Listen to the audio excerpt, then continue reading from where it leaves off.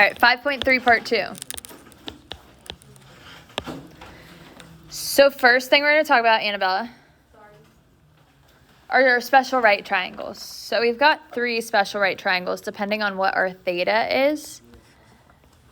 So if our theta, remember theta comes from the center. If theta is 30, that means that our opposite angle is 60. So we have a 30, 60, 90 triangle. Well, what's the side opposite of 30 degrees? Anybody remember? Opposite of 30 would be 1. Opposite of 60 is square root 3. And our hypotenuse is 2. So this is a 30, 60, 90 triangle. We can also have a 30, 60, 90 if 60 is our theta. So if 60 comes from the center.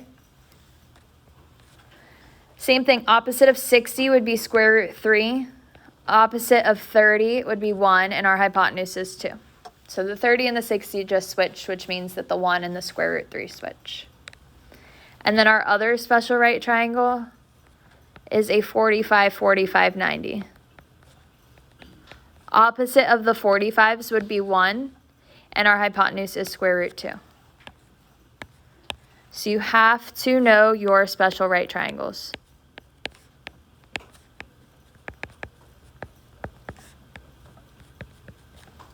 We're going to be finding the trig functions of our angles.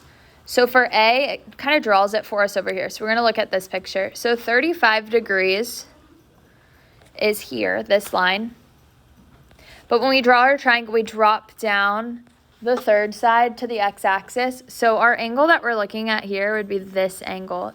How could we find what this angle is?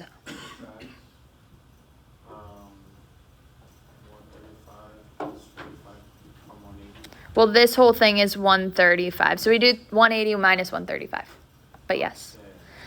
So this would be 45. Because half of our circle is 180. So we could subtract 180 minus 135. So we got 45. So the angle we're looking at is 45 degrees. What did we say is opposite of 45 degrees?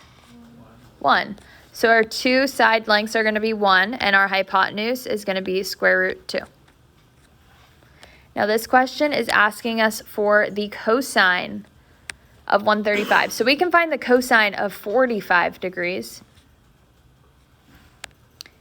because it's the same as 135. Cosine is what over what? Adjacent over hypotenuse. So it would be 1 over square root 2. Can we have a square root in our denominator? No. So we're going to rationalize. Multiply the top and the bottom by square root 2. So we get square root 2 over 2. Last thing that we have to check for with these questions is the sign. So we're going to use the acronym that we talked about yesterday. All students take calculus.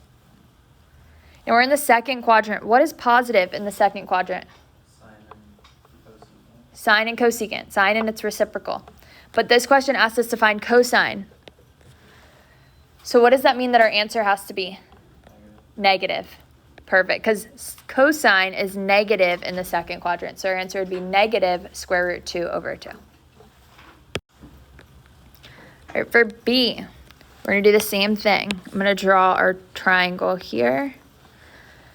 390 is more than 360. So we're going to go around the circle.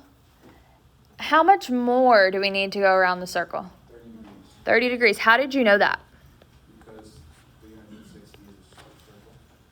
So you did 390 minus 360. So that gave us 30 degrees. So we're looking at 30 degrees for our angle here. So that means our other angle is 60. What did we say is opposite of 30 degrees? 1. Opposite of 60 is square root 3. And our hypotenuse is 2. Tangent is what over what? Opposite over adjacent. So our opposite is 1 and our adjacent is square root 3. So we do 1 over square root 3. We have to rationalize, so we multiply the top and the bottom by square root 3. You get square root 3 over 3. Last thing we have to do is check the sign. We have all students take calculus. In our first quadrant, what's positive? Everything. So that means tangent is positive. Any questions?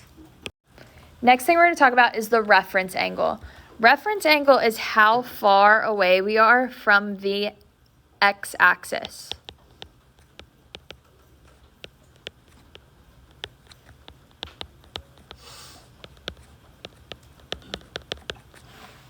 Two things that we have to know about our reference angle is that they are always acute and positive. What does acute mean? Less than 90. So our reference angle is always less than 90 degrees and positive. Now, depending on where our angle is, we use a different formula to find our reference angle. If we're in the first quadrant, whatever our theta is, that is going to be the same as our reference angle. And the little symbol for reference angle is just theta with a little prime mark on it, a little tick mark above it. So that's just what we call reference angle. If we are in the second quadrant, we do 180 minus theta to get our reference angle. If we're in the third quadrant, we do theta minus 180. And in the fourth quadrant, we do 360 minus theta. So depending on which quadrant your angle's in, you use a different formula for each one. But if you use the wrong formula, your answer is either not going to be acute or it's not going to be positive. So always check to make sure, is your answer acute and is it positive? Because if it's not, then you use the wrong formula. All right, in example 2, we are just finding the reference angles. So for A, how do I know where 5 pi over 3 is? Awesome, we want to change it to be degrees. So I'm going to multiply it by 180 over pi. I'm going to convert it to degrees. So the pi's cancel. 3 goes into 180 60 times. So 5 times 60 is 300. So we're looking at 300 degrees. Now on our coordinate plane, each quadrant is 90 degrees. So at the first quadrant, we have 90. Second quadrant is going to be 90 to 180. Third quadrant is going to be 180 to 270. And the fourth quadrant is 270 to 360. So which quadrant is 300 degrees in? The fourth quadrant. In the fourth quadrant, what's the formula that we use? 360 minus theta. So 360 minus 300. What's 360 minus 300? 60. Now the only thing is that the question gave us radians, so our answer has to be in radians too. So answer has to be the same as the question.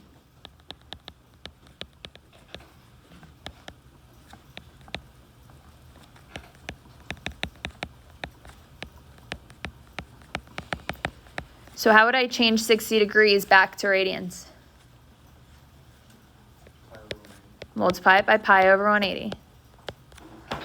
So 60 goes into 180 3 times, so we get pi over 3. Let's look at B.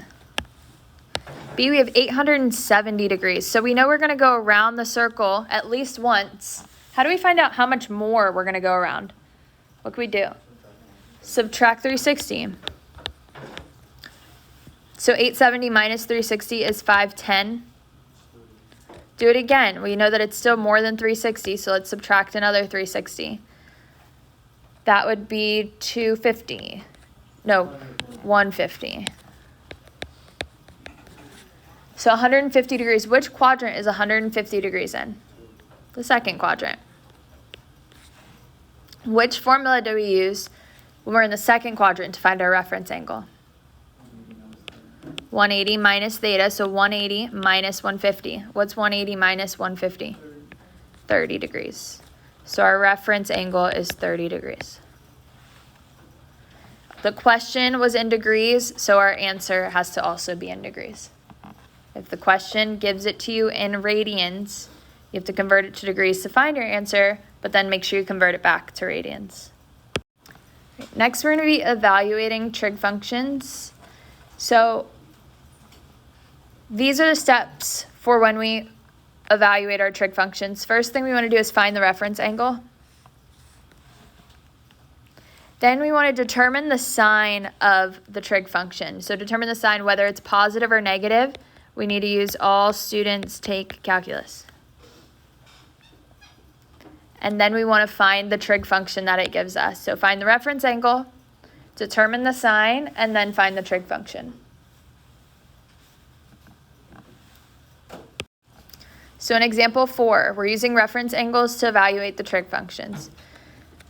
So how can I find the reference angle for 16 pi over 3? Convert it to degrees. So we're going to multiply it by 180 over pi. The pi's cancel. 3 goes into 180 60 times. And then let's do 16 times 6. So we get 960 degrees. Yes. So we're looking for the sign of 960. How do we find our reference angle? Subtract 360. So this would be 600. Still more than 360, so let's subtract 360 again. What's 600 minus 360? 240. So which quadrant is 240 degrees in?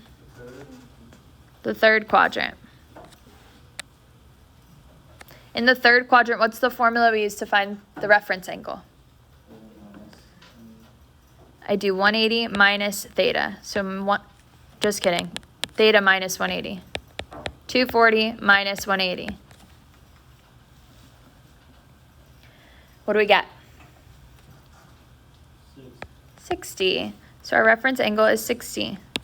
So that means our angle here is 60. What is the side opposite of 60?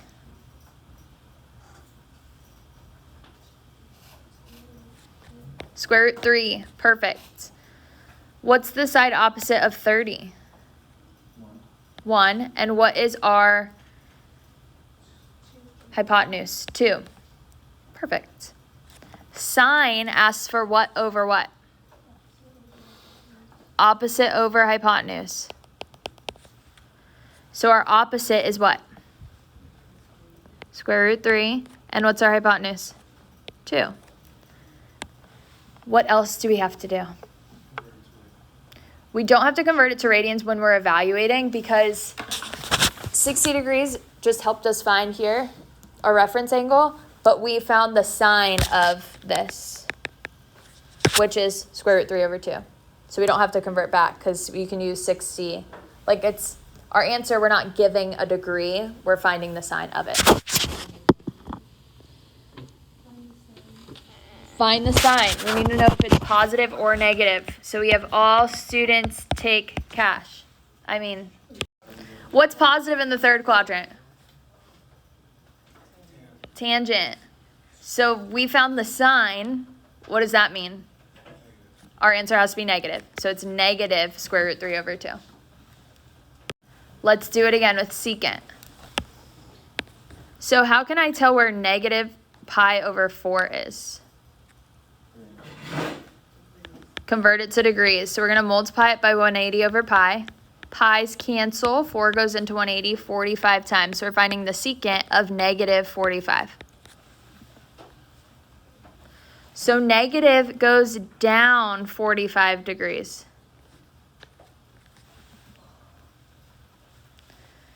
So without plugging it into the formula, because it's a little bit challenging when we have a negative reference angle, we could always add 360 and find the positive one. But how far away are we from the x-axis? 45. So our reference angle is 45 degrees. So we're just finding the secant of 45, because that's our reference angle.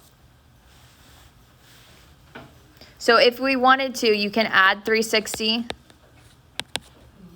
find the positive coterminal angle of it, and then find your reference angle by doing 360 minus what you just found, and you'll get 45. So sometimes it's easier just to think in your head, how far away are you from the x-axis? So what is the side opposite of 45 degrees? 1. So both of our sides are 1. What's our hypotenuse? Square root 2. All right, so we are finding the secant. Secant goes with which trig function? Cosine. Cosine is what over what? Adjacent over hypotenuse. So that means secant is what over what? Hypotenuse over adjacent. So our hypotenuse is square root 2 and our adjacent is 1. So we have square root 2 over 1, which is just square root 2. But what's the last thing that we have to do? Check the sign. All students take calculus. C means that cosine and its reciprocal are positive. So what does that tell us that our answer is going to be? Positive, because we found secant, which is the reciprocal of cosine. So our answer is positive square root 2. So last question asks us for the area. So we have an area formula, which A is equal to the sides A times C times the sine of angle B over 2. So if this is angle A, the side opposite of A would be side A. And if this is angle C, the side opposite will be side C. So when we plug this into the formula, we have A is equal to 3 times 10 times sine of 120 over 2.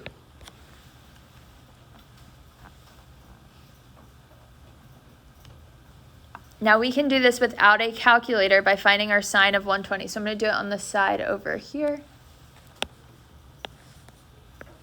Which quadrant is 120 degrees in?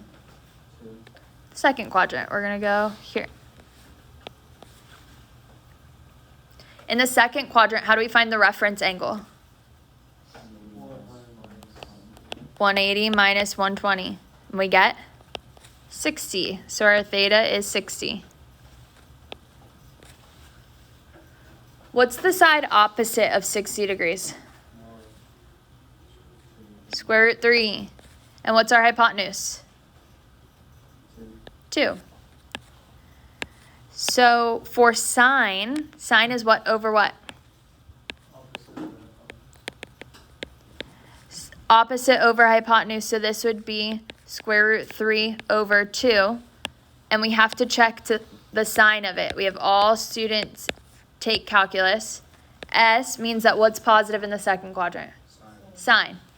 So we have positive square root 3 over 2. So I'm going to plug that into my formula here. Sine of 120 is square root 3 over 2.